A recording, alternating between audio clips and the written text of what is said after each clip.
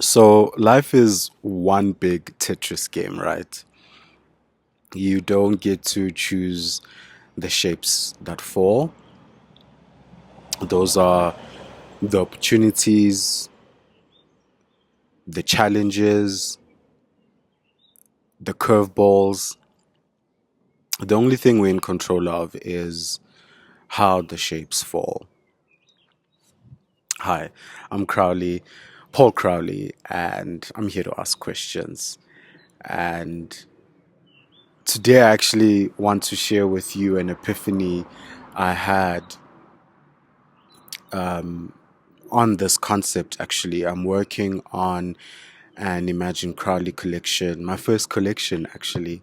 And as I was sketching, to give you context, a huge part of the collection and what I'm expressing is grief and death.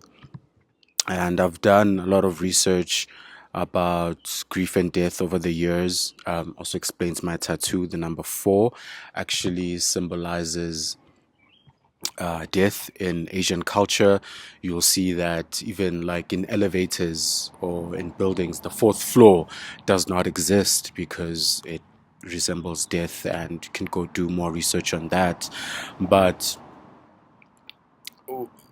as I was sketching and trying to get this concept through, I wanted to do a top that's like asymmetrical and that falls like this and as a cape. And then it started looking like the number four, and I leaned into it because obviously four is a number that I play around with a lot in this collection, or even in poems that I've written before about grief and death. And so I leaned into this concept, and then it started looking like an actual four. And I leaned into it further. A lot of my sketches are very childlike, so to say, like squarish, like or architectural also.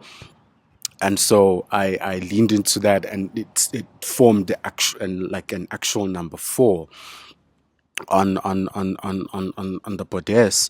And I started connecting the corners, and it started looking like a Tetris shape. And I'm like, oh my God, this is interesting. Let me actually Google what Tetris means and the game. And then my mind got blown away about like symbolism of what the Tetris game could mean. And that's how I landed on this epiphany that just like the Tetris game, we're not in control of the shapes that fall. Like I'm saying, the opportunities, what we get every day, but how we control is how they fall. And dealing with a lot of grief recently. I mean, just got retrenched and lost my kitten, and I hope I'm not sharing too much, mainly because my friend and I are so close and we're going through the same thing, that I hope it's not too much for the people that know us. But I created this platform, or I opened it up so that I could be explicit about the journey that I'm going through right now, to document it also in real time as well, because I'm at a crossroads once again, like I said in the previous video, that I feel like what I'm being asked right now is, will I choose differently? How will I let these shapes fall this time? Today I kind of woke up with a little bit of anxiety. I think, yeah, I was very sick in the morning. I'm having my second cup of coffee and restarting my day again. I believe it's like 4 o'clock or 3 o'clock or something. But yeah, I think it's because of the email that I got this morning. So we got an eviction notice, and that was scary. But it wasn't as scary as it usually is. And I think this mantra is carrying me. I literally said to myself, I cannot control the shape. I can only control how it falls. I cannot control the shape. I can only control how it falls. Literally, even when I got that email, And I started reading it and then texted Sam and said, hey, we got an email from the Lords. And I'm not shook. Obviously, it's sad. And I hate to even put my landlords in this position because I feel like they like us and we love living here. We've created Tyler's Garden. Um, but unfortunately, this is the piece that fell today. And obviously, I would have loved another shape to fall today, like a POP, an invoice, or somebody saying, hey, would you like some work? Someone buying a piece from me or being booked for anything. But the piece that fell today was that email. And like I said, this is what I was saying to myself this morning, and it's really carrying me. It really is, to say that I'm not in control of the shapes. So I'm not in control of the unknown. I can only control how it lands. And as I was having this epiphany and this morning, and I was just journaling, and one of the things I wrote here is the unknowns obviously are the falling blocks. The only control I have is how I stack them, and growth is stacking the lines. Growth is stacking the lines,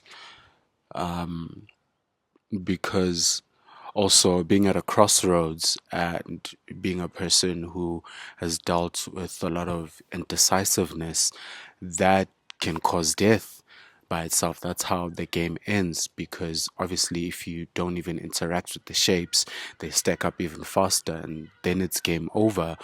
Or and so growth is being able to stack, and then obviously it's the lines that connects, that dissolve. And I'm learning that today, maybe that uncomfortable Z that I'm like, what the fuck, how is this gonna fall into my life right now? It kind of, sometimes it's awkward. I'm like, okay, maybe I'm gonna push it like towards the end, or I'm gonna put it in the middle or flat, or turn it upside down. But I know that there's other shapes that are gonna come. That's the other thing. But the game of life is eventually all the shapes are gonna come. I am not in control of how and when and how fast, but they're gonna come. I can only, stack. And that kind of excited me that, yeah, today I got the shape, or this morning, but tomorrow I get a different shape and I get to place it differently. And guess what? Once all the shapes connect, they dissolve, and that's how I grow. And I even just have a lot of faith about the situation right now. And again, being explicit about my journey is also for other creatives, even if you're not a creative, someone who's just dealing with crossroads or grief or death, or just going through life. I guess, you have questions, anyone who's curious. This is for all curiosity officers. And yeah, I guess I want to ask you today is will you try to stay in control of the blocks, or will you focus on how you place them? Because I think that the point isn't how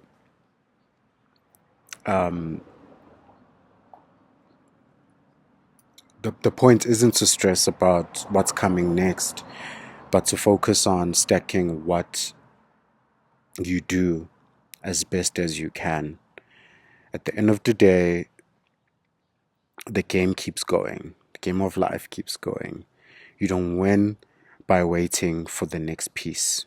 You win by playing the board in front of you. And sometimes, when I wrote this, it felt like really God was speaking to me and saying, this is what you have right now, Crowley. Focus on this board. You cannot focus on the mystical other pieces that are going to come in the future. You can only control how